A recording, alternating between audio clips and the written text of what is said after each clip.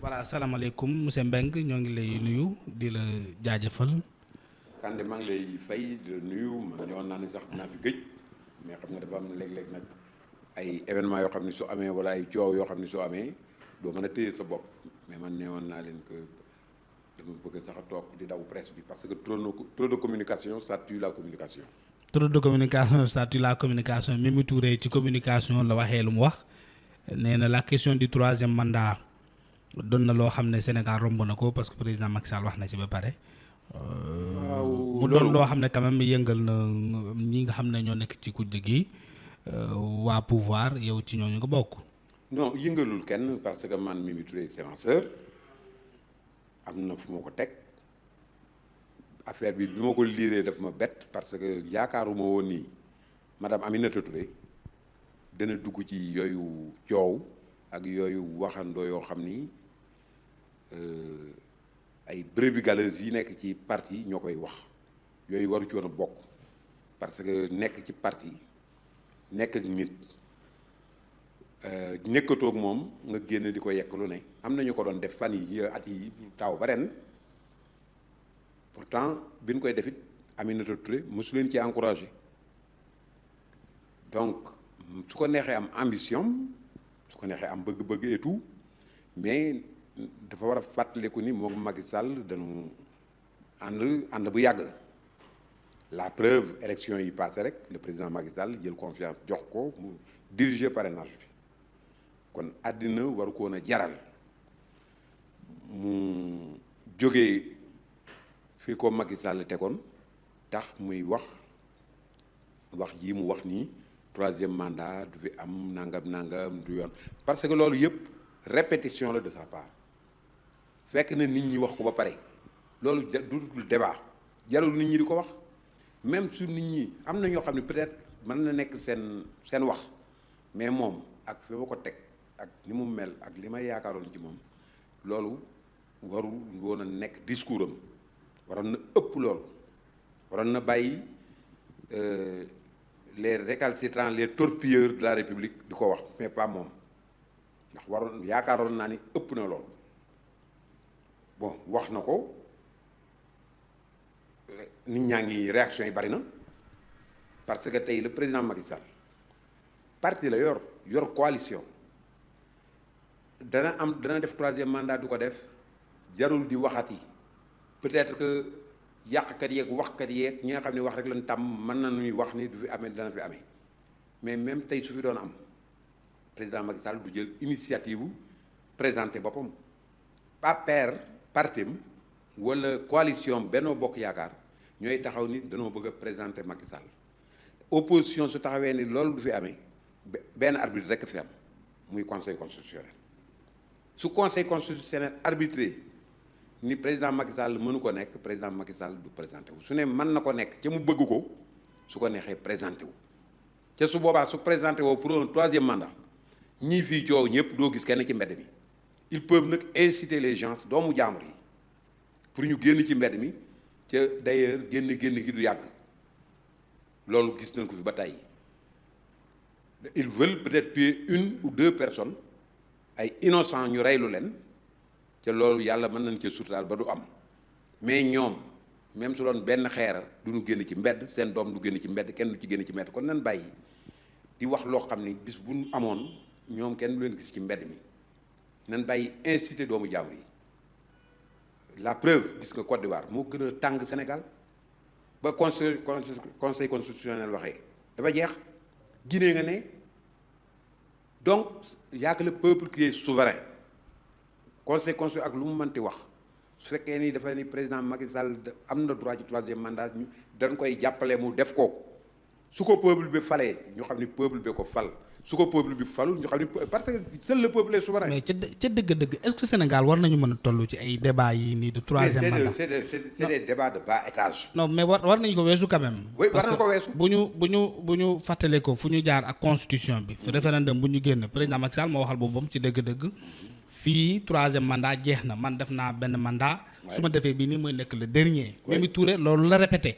kon waxam warul mën a garaaw quand même. mais président Macky Sall même su waxee loolu président Macky Sall mën na wax ay sentiments mën na wax ay sentiments ni jeex na moom mi ngi def dernier mandat mais tey su taxawee tey réew mi partem coalition ni dañ koy samp su boobaa seul le conseil constitutionnel est souverain pour taxaw wax ni lii mën naa nekk wala lii mën na nekk. waruñu dem sax ba ay conseil constitution pourquoi pas. waruñu fa mën a yegg. non xam parce que nit ak kaddu. ak respecter tamit la constitution. tout le temps bu ñu demee dafa référendum. yow boobu moo da nga koo bëgg nit ak kaddu politique ak kaddu ñoom ñëpp ku ci ne li ngay wax nii démb waxoon nga lu dul noonu. non dama ne tey ñii critiquer nii président Macky Sall di critiquer 3e mandat daan nañ ko dégg ci duñ ci wax ouvertement li tax tey ñu nit ba génn ci système bëgg commencer critiquer et puis où est le problème mais réew mi Kandé yor ko di ko liggéey wala Moussa wala Massamba yor ko di ko liggéey ñu wóor ni mi ngi liggéey li muy liggéey baax na mais pour quelle raison vouloir changer pour jël benn risque koo xam ni nan ko changer pour changer teg fi koo xam ne ëllëg day yàq réew mi. Barack Obama moo taxaw ne. man def naa bilan bu baax su ma laajaatoon réew mi. dinañu ma ko dénkaat. waaye sama mandat fii la yem bàyyi na. non Barack Obama nga wax ba États-Unis tout est verrouillé États-Unis nga wax. mais ndax mënuñu toll foofu ñun Sénégal fii mënuñu toll ci verrouillé lépp. waaw mais malgré que États-Unis tout est verrouillé seen élection yi mujj yaa ngi nii waajaa nga taxaw ba tey. mais dina gën a dem non dana dem. parce que le peuple est souverain. gis nga tey président Macky Sall peuple bi ñoo ko fi mën a jëlee du ay te waxu discours télévision du ay discours site du ay discours presse moo ko fi mën a jëlee nan waxante dëgg bu nu jëm a yàq suñu réew mi ca mënuñu koo yàq dañ koy jéem ca mënuñu ko yàq ba pare wane ci nag.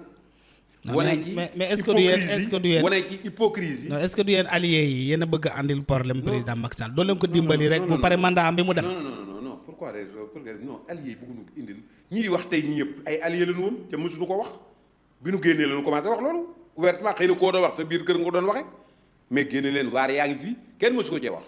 Mimi Touré nee na wax na ko ba tey. non fu mu ko waxee biir këram mais kenn mësu la wax ci presse di ko manifester kon non soyons plus sérieux man Mimi Touré je l'aime bien c'est ma sœur mais attends bu ko nit ñi poussé vraiment c'est une femme de classe bu ko nit ñi poussé ci yenn bassesse yi di ko waxloo ay wax yoo xam ni nekkul te ñi koy waxloo vraiment ay nit la yoo xam ne lu leen neex wax. amuñu féete est-ce que bassesse bi du nga wax ne yow sa mandat def naa benn mandat damay laaj un deuxième mandat et puis c'est fini pour moi moo ko waxoon boppam est-ce que bassesse bi weesuul nit. mais su jéggi loolu dina mën a beneen mandat. mais peuple bi souverain waxoon na fi ni président Macky Sall. non le peuple souverain le peuple souverain. non mais président Macky Sall jukkoon naa waxoon non dama ne le peuple souverain c'est le peuple souverain bi nga xam ne moo ko wotal ci référendum. ne ko may nañu la possibilité nga réformer la constitution instaurer benn limitation des mandats. waaw ce même peuple suñu wëlbatikoo nii bu fi jógee yow la ñu bëgg nga continuer kenn mënu ci dara c'est le même peuple. loolu élection ñaari peuple amu fi. loolu élection moo koy permettre te Macky Sall waratul bokk ci élection. pourquoi waratul bokk parce que am na deux mandats ba pare moo ko wax. mais yow te constitution bi moo wax ne nul ne peut faire deux mandats. mais yow tu n'es pas le conseil constitutionnel. conseil constitutionnel ci constitution bi lay sukkandiku. xam nga dinaa la ko waxaat opposition bi nga bokk ba pare di ko nëbb yow Kandé opposition bi nga bokk di ko nëbb man xam naa mais da nga dellu si da nga ñëwaat ndax fii ci ñun nga bokkoon. conseil constitutionnel est le seul juge. conseil constitutionnel bi ci constitution bi lay sukkandiku. constitution Sénégal dafa ne. mais kon kay nul ne peut faire deux mandats successifs.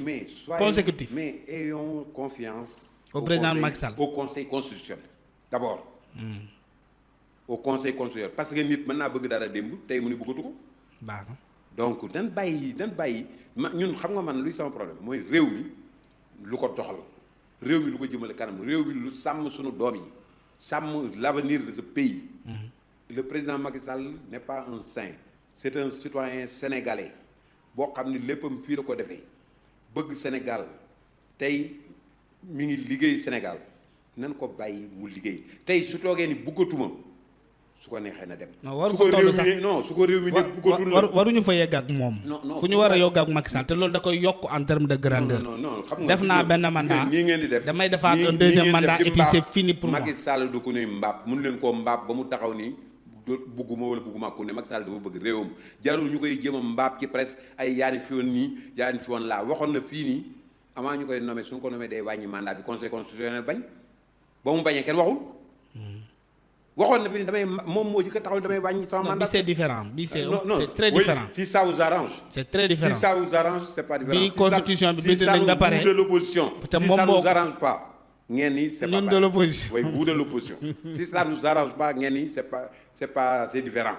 pourquoi benn différence amu fi benn différence amu fi Kandé. nit ñi nañ delloo ci seen xel ca bàyyi nag affaire ku bëgg am buzz rek di wax ci waxu troisième mandat dana fi am du fi am loolu répétition la nit ñi wax nañ ko ñëpp wax nañ ko ba pare dana fi am du fi am léegi 2024 sori na. nan xool ci réew mi jéem a liggéey réew mi d'ici 2024 wax nañ ni loolu du fi am ñii ni dana fi am nan bàyyi ba délai boobu mais actuellement nan bàyyi le président Macky Sall mu liggéey nan ko bàyyi mu liggéey su réew mi lay liggéeyal suñu demee ba 2024 nag ba mu jege si ñu génne débat bi su boobaa. non 2024 sax débat boobu daa warul am. non dana am. non dafa war a clair ne 2024 y aura des candidats sauf le président Macky Sall. dana am pourquoi. non la moo tax muy bokk te constitution bi ne nul ne peut faire de mandat consécutif.